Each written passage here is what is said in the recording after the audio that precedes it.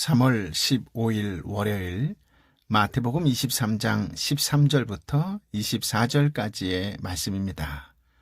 성도의 인생의 길을 인도하시고 가르칠 수 있는 유일한 안내자는 예수님 뿐입니다. 인간은 서로 높고 낮음을 따지지만 예수님 앞에서는 모두가 동등한 형제요 자매입니다.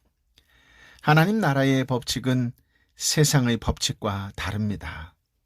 세상에서는 높임을 받은 자가 큰 자이지만 하나님 나라에서는 낮은 마음으로 섬기는 자가 큰 자라고 하셨습니다. 여러분은 아는 것과 행하는 것이 일치하는 성도입니까? 마태복음 5장의 산상수훈에서 예수님은 팔복을 선언하신 바 있습니다. 그것은 예수님을 따라 나선 사람들, 즉 왕이신 예수님에 의해 천국의 백성으로 부르심을 받은 사람들에 대한 축복이었습니다.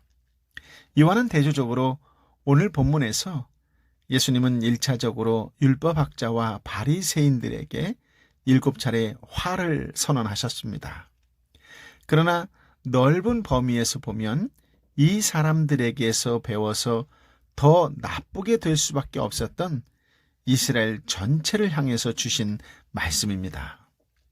이들을 책망하신 주된 이유는 하나님의 말씀을 알면서도 행하지 않았다는 것, 그러면서도 하나님의 사람인 것처럼 꾸미는 것, 즉 외식 혹은 위선에 있었습니다. 그들로 인해 이스라엘 전체가 외식적, 위선적 삶과 역사를 만들어내고 말았습니다. 이것이 예수님의 눈에 비친 이스라엘이었지요. 하나님의 아들이라고 말했다는 이유로 잠시 후 예수님을 십자가에 못 박을 이 사람들에게 예수님은 미리 결별 선언을 하십니다. 화의 선언은 이스라엘의 독특한 역할과 위치가 담긴 구시대를 마감하는 이스라엘의 메시아 예수님의 고별사인 것입니다. 팔복이 하나님의 백성이 가진 특성을 말했다면 7가지 화, 즉 7화는 하늘의 복을 거절하여 심판받을 수밖에 없는 외식하는 자들, 위선자들의 특성을 말합니다. 그렇다면 그 특성들은 무엇일까요? 첫째는 위선자들은 천국문을 닫고 아무도 들어가지 못하게 합니다. 13절 말씀인데요. 함께 읽어보겠습니다. 너희에게 화가 있을 것이다. 율법학자와 바리새파 위선자들아, 너희는 사람들 앞에서 하늘나라 문을 닫아 버렸다. 너희 자신만 들어가지 않을 뿐 아니라 들어가려는 사람들마저 막고 있구나. 아멘. 그들은 천국 문을 맡았으면서도 천국 문을 닫았고 자신도 들어가지 않을 뿐 아니라 아무도 들어가지 못하게 했습니다.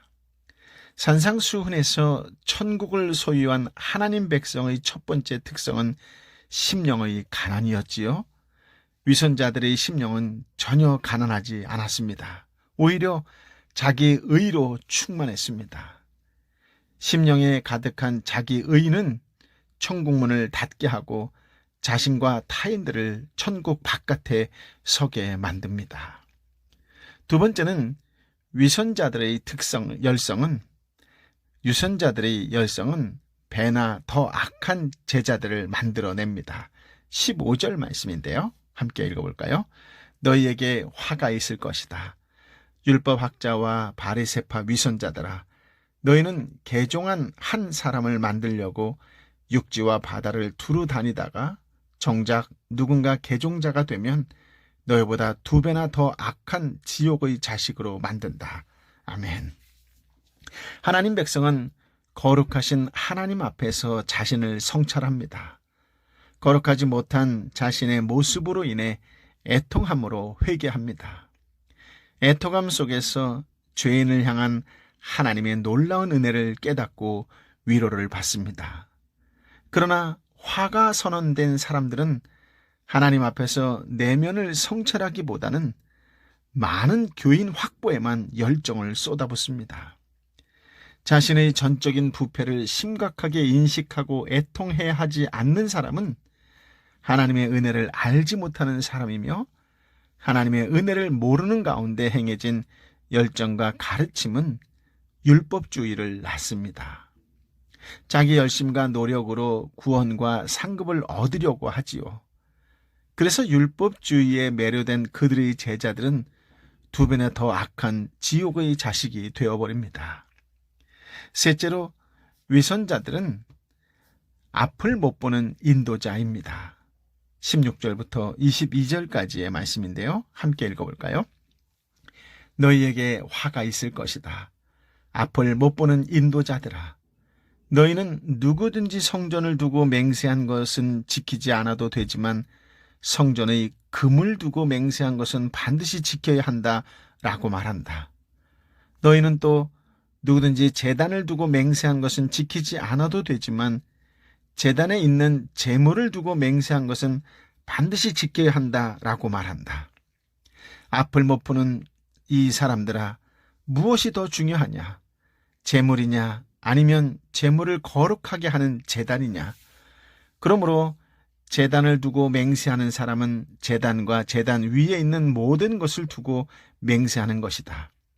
또 성전을 두고 맹세하는 사람은 성전과 성전 안에 사시는 분을 두고 맹세하는 것이다. 또 하늘을 두고 맹세하는 사람은 하나님의 보좌와 그 보좌 위에 앉으신 분을 두고 맹세하는 것이다. 아멘. 마음이 온유한 자는 잘 길들여진 야생마처럼 하나님의 뜻에 철저히 복종합니다. 반면 화가 선언된 자는 전혀 하나님의 말씀으로 길들여지지 않습니다. 오히려 자기의 말을 왜곡하는 해교한 전통들을 만들지요. 하나님을 경외하는 사람들은 모든 맹세를 하나님 앞에서 신중히 말하고 지켜야 합니다. 그러나 위선자들은 효력 있는 맹세와 효력 없는 맹세를 구별했습니다. 즉 성전보다 금을, 제단보다 예물에 더 가치를 두는 궤변을 가르쳤습니다. 그들은 백성들이 하나님의 말씀에 기초한 바른 가치관을 형성하도록 인도하지 못하고 물질주의로 왜곡된 전통을 강요하는 재물에 눈이 먼 자들이었습니다. 넷째로, 위선자들은 신앙생활의 세세한 일에 민감하면서 참으로 중요한 것들은 무시합니다. 23절의 말씀인데요. 함께 읽어볼까요? 너희에게 화가 있을 것이다. 율법학자와 바리새파 위선자들아, 너희는 박하와 회향과 근체의 11조를 바치면서 율법 가운데 더 중요한 정의와 자비와 신의는 무시해버렸다. 그러나 11조도 바치고 이런 것들도 소홀히 하지 말아야 했다. 아멘.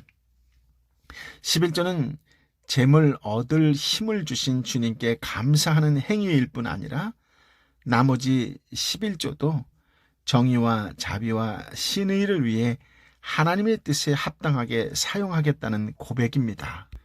그러므로 하나님께 감사하고 동시에 정의와 자비와 신의도 저버리지 말아야 합니다.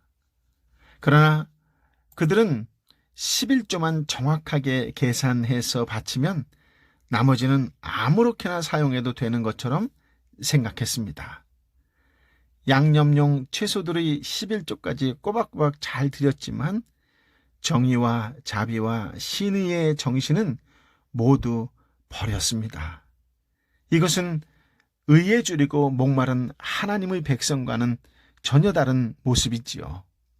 이처럼 위선자들은 내적으로는 자기 의로움에 가득하고 외적으로는 율법주의적인 열정에 넘쳐 있고 성경의 가치관을 왜곡하며 살다가 결국 사소한 형식에 붙잡혀 신앙의 본질을 모두 내버리는 것입니다. 24절 말씀을 함께 읽어볼까요? 앞을 못 보는 인도자들아, 너희가 하루살이는 걸러내고 낙타는 삼키는구나. 예수님은 영적으로 눈먼 자들의 모습을 하루살이가 부정하다 하여 걸러내면서도 역시나 부정한 짐승인 낙타는 꿀꺽 삼키는 사람들이라고 해학적으로 묘사하셨습니다. 레위기 11장 4절에 보면 하루살이나 낙타는 둘 다 하나님의 백성이 먹을 수 없는 부정한 동물이지요. 율법 학자들과 바리새인들은 가장 작은 하루살이처럼 사소한 부정은 기를 쓰고 막으면서 낙타처럼 엄청난 부정은 분별하지 못하고 삼키듯 어기는 것을 결국 왜곡된 신앙의 극치요 자기 모순이라고 하는 것입니다. 예수님이 가장 싫어하시는 일은 율법학자들과 바리새인들이 보여준 외식 위선이었습니다. 위선자들은 신앙의 본래 가치를 잊어버린 자들이지요. 자신들이 안위와 자랑과 만족을 신앙생활의 으뜸되는 이유로 여기고 율법의 근본 정신을 잊고 있었습니다. 그들은 또한 신앙의 원래 목적을 잃어버린 자들입니다. 하나님을 믿어 그분과 연합하고 이웃을 사랑으로 섬김으로 하나님을 기쁘시게 하는 것에 대해서는 관심이 없고 외적인 종교 행위에만 골몰하는 것이 바로 예수님 당시의 종교 지도자들의 모습이었습니다. 오늘 말씀을 그 어느 때보다 좀 더 깊이 묵상하고 또 묵상합니다. 그러면서 저 자신부터 바로 율법학자나 바리새인들처럼 영적인 망각과 상실에 익숙해진 채로 살아가고 있는 것은 아닌지 다시 한번 말씀 앞에서 내면을 살펴봅니다. 그 어느 때보다 이번 한 주간 주님이 주신 말씀으로 더욱 마음을 다스리고 삶을 다스려서 한 주간의 삶이 하나님께 기쁨이요 저와 여러분이 만나고 섬기는 이웃에게 미소가 되어줄 수 있기를 예수님의 이름으로 축복합니다. 아멘. 아버지 하나님, 참으로 귀한 말씀, 생명의 말씀을 허락하여 주셔서 감사합니다. 주신 말씀을 한 구절 한 구절 묵상하면서 예수님께서 우리에게 나의 형제여, 나의 자매여 라고 말씀하시면서 그 어느 때보다도 더욱 낮은 마음으로 섬기는 자로 살아가라고 마치 부탁하듯 말씀하시는 그 음성을 듣는 듯하여 다시금 겸손히 주님 앞에 무릎 꿇고 기도하며 결단합니다. 내 삶이 하나님의 기쁨이 되게 하여 주옵소서. 내 삶이 이 땅에 힘들고 지치고 어려운 이웃들에게 힘이 되고 용기가 되고 위로가 되는 축복과 은혜와 구원의 통로의 삶이 되게 하여 주옵소서 라고 다시금 결단하고 또 결심하오니 성령이여 흔들리지 않고 주신 마음대로 살 수 있도록 그 마음을 지키며 살 수 있도록 은혜 위에 은혜를 더하여 주옵소서. 이번 한 주간 동안 더 많이 기도하고 더 많이 찬양하는 가운데에 더 힘들고 아프고 지치고 외로운 형제와 자매를 위하여 기도하는 중보자가 되고 경제적으로 관계적으로 사회적으로 많이 힘들어하는 이웃을 위하여 더 많이 위로하는 기도하는 하나님의 사람 성령의 사람으로 살는 한 주간 되게 하여 주옵소서. 오 성령이여 임하여 주옵소서. 이제는 길이여 진리여 생명 되신 우리 주님 예수 그리스도의 은혜와 아버지 하나님의 크신 사랑과 성령 하나님의 위로 역사 교통 충만하심이 오늘 주신 말씀을 마음에 품고 그 말씀의 뜻대로 온전히 순종하며 살기로 결단하는 또 결심하는 하나님의 사람 한 사람 한 사람 머리 위에 저들이 함께 눈물로 기도하는 삼터와 일터와 공동체와 열방의 선교사님과 선교지 위에 함께하여 주옵기를 간절히 축원하옵나이다. 아멘.